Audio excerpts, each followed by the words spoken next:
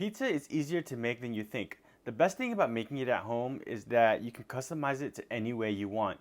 And when you make it for other people, it will be a definite crowd pleaser. So, let me show you how to make it.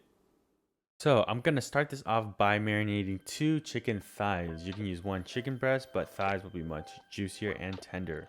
I'm seasoning this with a big pinch of salt and some pepper. And then I'm going to use smoked paprika. You can season with as much as you want, it's up to you. And then I'm going to go in with some dried sage. Again, go ahead and season with as much as you want. And lastly, I'm going to use some dried thyme.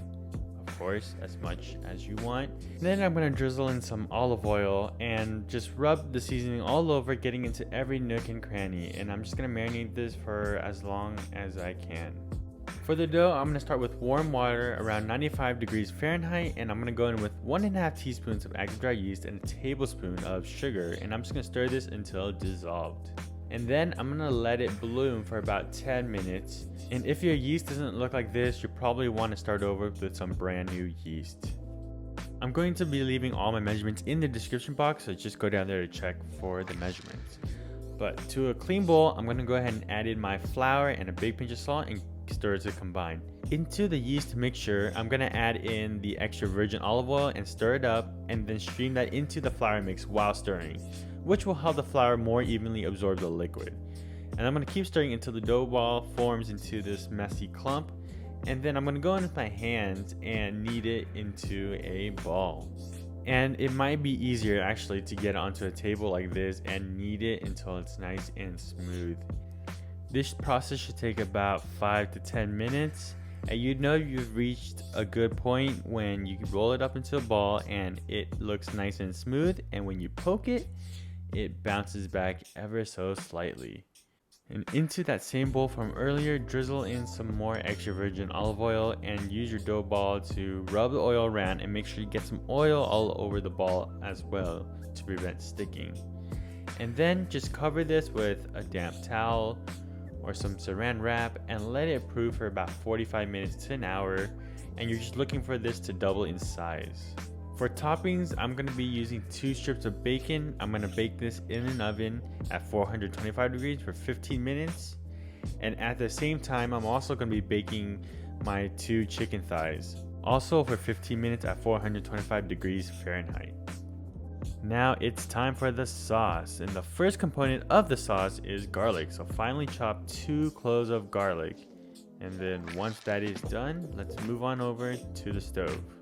To a pan on medium heat, add in 1 tablespoon of butter, and when it's almost melted, add in the garlic and cook that until the garlic starts to be fragrant and it starts to look a little brown. And when it looks slightly brown, this is when the flour is going in. Now cook this until the rawness of the flour is cooked out, and I like browning it ever so slightly just to bring out a nuttiness to it. But when the flour is properly cooked out, start adding in the milk. 3/4 cup total, but add in a 1/4 cup at a time, and this will prevent clumping and the flour will be more evenly absorbed. And then once it starts to look thick like this, I'm going to go in with another 1/4 cup of milk. Again, I'm going to stir it until it's nice and smooth and lump free. And then I'm going to go in with my last 1/4 cup of milk. And again, I'm going to make sure it's nice and smooth and thick. And once it's there, I'm going to go ahead and season it with some salt and some pepper.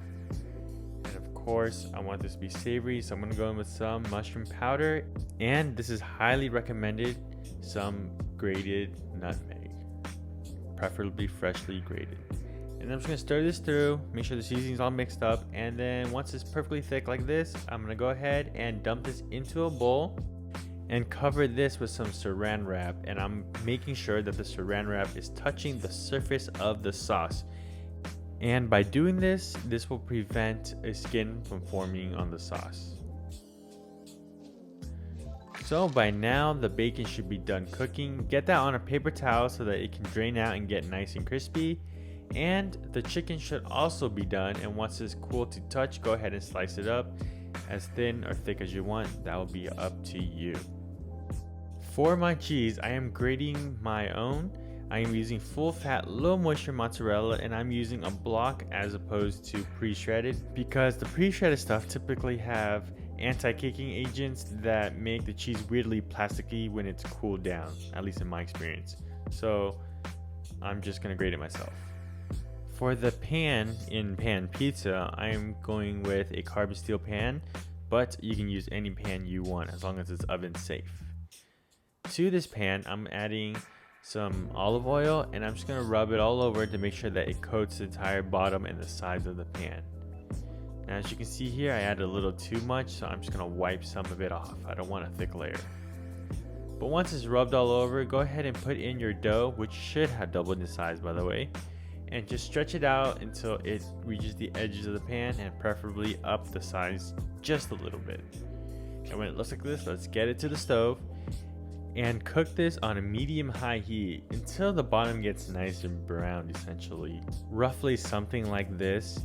And then go ahead and spoon the sauce onto the pizza. I use about 2 spoonfuls, and then just spread the sauce evenly all over the pizza and just leave a little bit of the crust, not too much, and then sprinkle on some cheese. I'm sprinkling on half a cup's worth of cheese. You can go in as much as you want, as little as you want. Again, this whole thing is really up to you. But once the cheese is up to your liking, go ahead and put on the chicken. Again, amounts up to you, but I am topping mine with slightly more than half of the chicken I made. And then just top it with a little bit of more cheese, and when it resembles something like this, throw it in the oven with the broiler setting on for about 4 to 5 minutes. Times may vary depending on your oven, but 5 minutes was slightly too long for mine because it's a little darker than I would have liked it. Anyways, once you have your pizza done, go ahead and take your bacon strips and just break it up and sprinkle it all over the pizza. And once it resembles something like this, it's time for the taste test.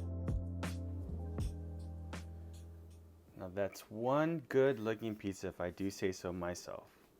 So like I said before, it's very customizable. I chose to go with a white sauce, actually a garlicky white sauce. You can easily do a red sauce, no sauce, pineapple on pizza if that's your thing. Whatever you want. But this is what I went with. So I'm going to give this a taste test. Let's go for it. Here's a slice of pizza. Look at that. All right, cheers.